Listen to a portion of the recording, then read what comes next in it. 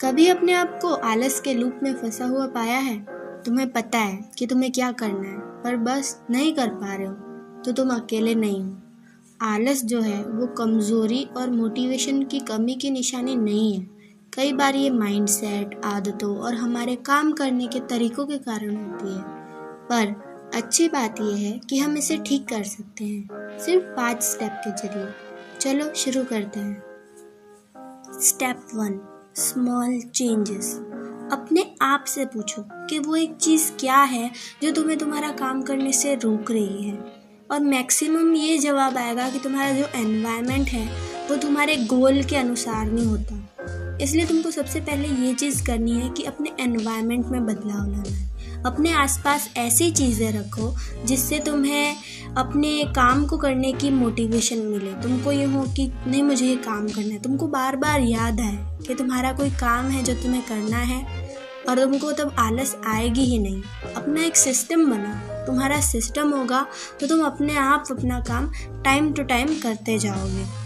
छोटी छोटी आदतें अपने लाइफ में अपनाओ। जैसे सुबह उठते हो तो जल्दी उठा करो, साथ में जब भी चाय या कॉफ़ी पीते हो एक बुक साथ में रखा करो, उसको पढ़ा करो। उससे क्या होगा कि तुम्हारी जो नॉलेज है वो भी बढ़ेगी, और तुमको लगेगा कि चलो मैंने सुबह उठते में ही कुछ प्रोडक्टिव किया है। तो तुमको एक बहुत अच्छा मोटिवेशन मिलेगा, और दिन भर वो मोटिवेशन तुम्हारी हेल्प करेगा अपने आप को ग्रो करने में। So let's get into second point, step 2।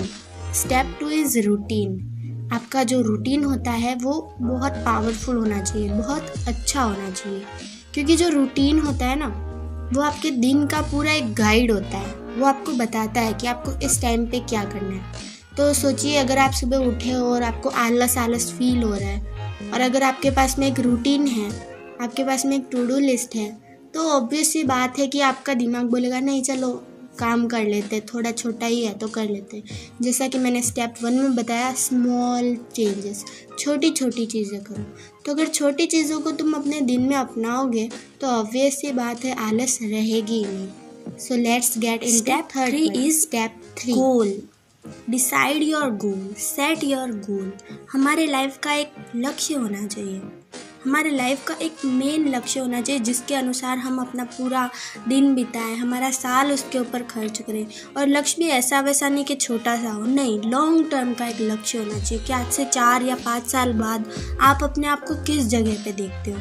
जब ऐसा तुम्हारी लाइफ में कोई लक्ष्य आ जाएगा ना, और तुम उसके प्रति बहुत ज़्यादा लॉयल रहोगे ना, तो डेफिनेटली तुम ये आलस वालस कर ही नहीं पाओगे। तुम इतने मोटिवेट हो जाओगे, आपका माइंडसेट इतना अच्छा हो जाएगा कि आप अपना प्रत्येक क्षण उस लक्ष्य के ऊपर लगाने के लिए तैयार हो जाओगे। पर पहली बात यह है कि ऐसा लक्ष्य चुना कैसे जाए। तो सबसे पहले ये देखो कि कौन सी चीज़ करने में तुम्हें मज़ा आता है, कौन सी चीज़ ऐसी है जो तुम्हें आनंद भी देती है, और साथ में उससे तुम कमा भी सकते हो, अपनी फैमिली भी चला सकते हो, और उसके अंदर एक बड़ा स्कोप होना चाहिए। तो ऐसे तुम अपना एक गोल सेट कर सकते हो, ठीक है। So let's get into step 4।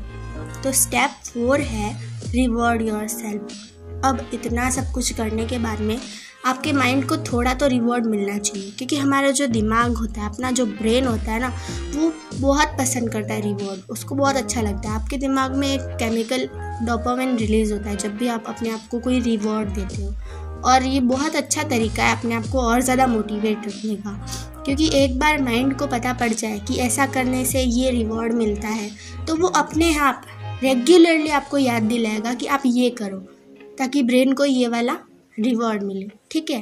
So let's get into step 5। Step 5 and last step is make a tracker. अपनी लाइफ में एक ट्रैकर रखो कि तुम जो भी हैबिट्स अपना रहे हो, जो भी चीज़ें कर रहे हो, क्या उन चीज़ों से तुम्हें फ़ायदा हो रहा है, ये चीज़ें तुम्हें कितना दूर ले जा रही हैं, और इन चीज़ों से तुम्हारी लाइफ में क्या प्लस पॉइंट जोड़ रहे हैं। तो अगर तुम्हारी लाइफ में एक ट्रैकर होगा तो तुम्हें आसानी होगी पता करने में कि तुम ग्रोथ कर रहे हो या फिर नीचे जा रहे हो। तो ये चीज़ ज़रूर अपनाना। तो ये थी 5 हैबिट्स, 5 आदतें, या फिर कह सकते हैं 5 स्टेप, जिनसे आप अपनी लाइफ की लेजीनेस को कम कर सकते हो और अपने आप को और ज़्यादा प्रोडक्टिव बना सकते हो। अगर इस वीडियो से आपको हेल्प, तो मेरे चैनल को सब्सक्राइब कर लेना। और अगर अपनी लाइफ को चेंज करने के टिप्स चाहिए तो you got this. Thank you.